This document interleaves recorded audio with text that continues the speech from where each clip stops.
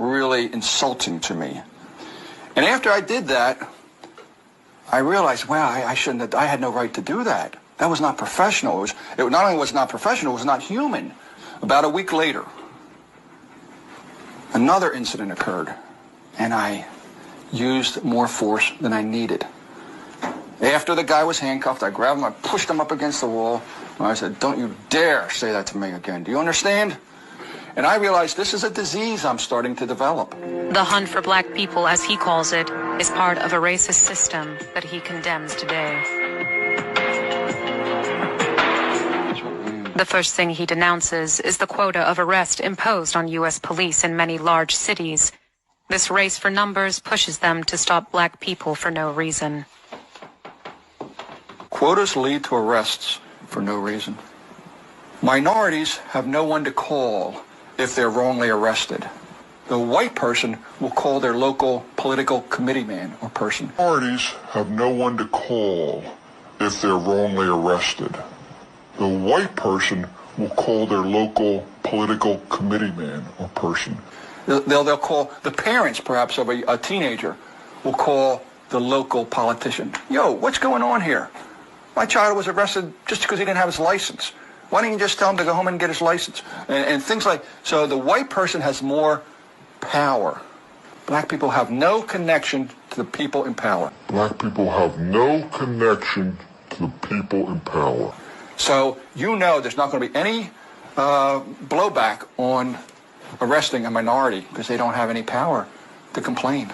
And African Americans are not only unjustly arrested, they are not treated with the same respect as white people are.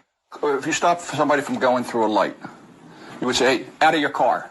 Out of your car. Show me ID. You wouldn't say that. To a white person, you would go up and say, may I see your driver's license, please? And blacks know that. Blacks know when you go up and say, hey, out of your car, now. And then they say, whoa, what did I do? Oh, what did I do? Don't say that. Don't ask me why I'm stopping you. I said get out of the car. And that's right there, your first disrespect. And I saw that happening, and blacks know it's happening. They know it's not happening to white people, so automatically they start resenting the police. Just from little verbal commands, let alone the physicality of grabbing somebody and putting them in handcuffs while you check their ID. Unfortunately, when I would tell other officers, whoa, that's enough, then they would think, hey, what are you? N for the word. What are you, an N lover? Since he retired, he campaigns openly against the racist behavior of the police. The former officer has even made a very explicit sign. I'm asking police, end open season.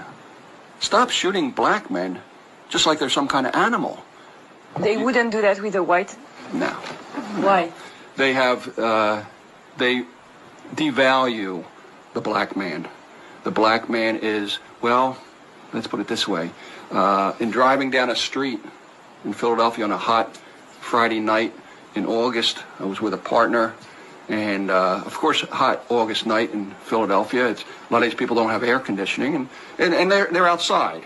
So there's a lot of people outside on the steps in the street, and as we're riding down, my partner says, wow, the roaches are out tonight.